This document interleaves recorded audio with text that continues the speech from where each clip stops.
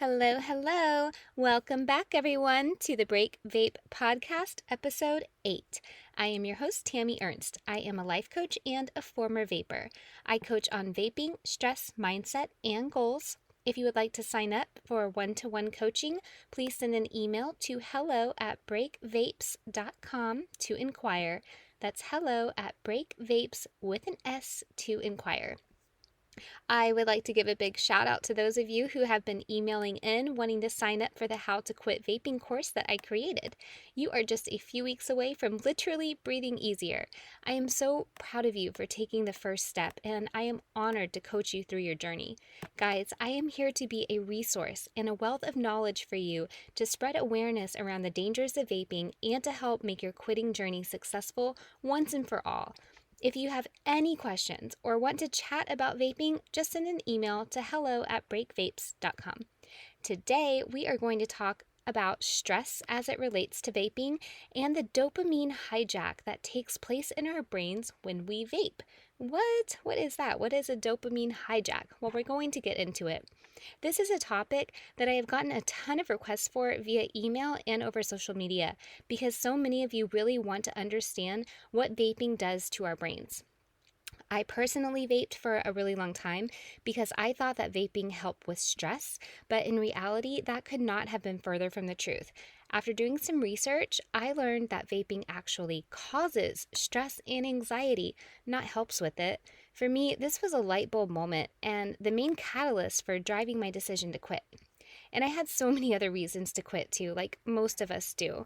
And none of them were strong enough to really actually motivate me to quit once and for all.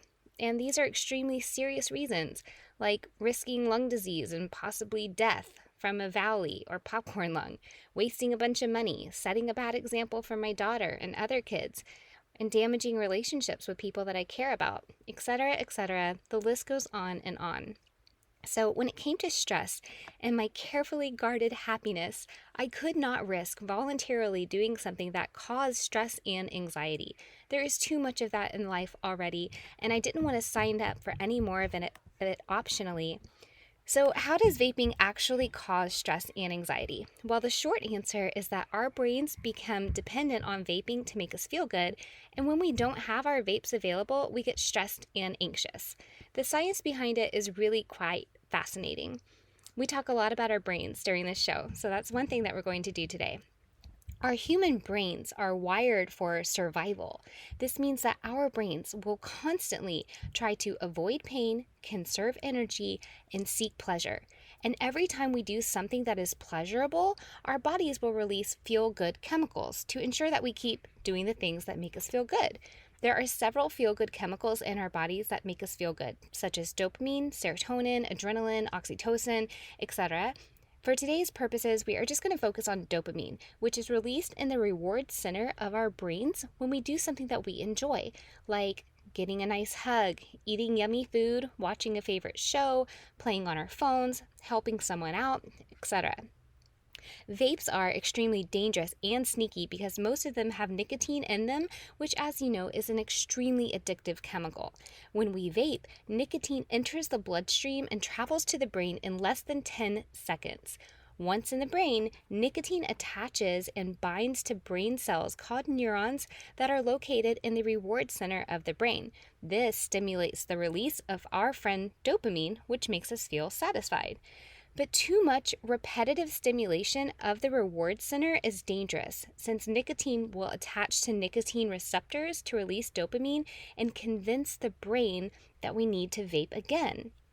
So every time we vape, we get that feeling of reward, which creates a vicious cycle of addiction. The longer we vape, more and more nicotine receptors get created in our brain, and these receptors crave their nicotine fix, but our brains can never get enough. How frustrating, right? Over time, the body learns that it needs nicotine to feel good, and when it doesn't have it, it feels stressed and anxious. This is why it is so hard to quit. The longer we vape, the stronger our cravings for nicotine become. When attempting to quit, just know that if nicotine is no longer stimulating those receptors, dopamine will not be released, and this leads to unpleasant feelings such as withdrawal. And that is how vaping biohacks our bodies in a criminally addictive manner to cause stress and anxiety. This explains why we as vapers vape when we are stressed and then we're stressed because we vape. It is truly a vicious cycle, but you are a strong-minded individual who is 100% capable and 200% worthy of living a vape-free life. The good news about quitting is that I teach my clients how to dopamine shift. What is dopamine shifting? To put it plainly, this means to map out pleasurable things to do ahead of time and to retrain your brain to get its dopamine hits from these new activities instead of from nicotine. While you're quitting, empty nicotine receptors will be screaming out at you to satisfy them, but dopamine shifting will make the experience of quitting more tolerable. And then over time, your brain will go back to the way it was before you ever began vaping by having fewer and fewer nicotine receptors until eventually you will be able to look at a vape and not even have an urge to puff on it. It is my passion and pleasure to help you and those who are struggling to quit because there comes a newfound strength when you get on the other side of having an addiction. Quitting can be tough, but it is worth getting to the place where vapes no longer have any control over you.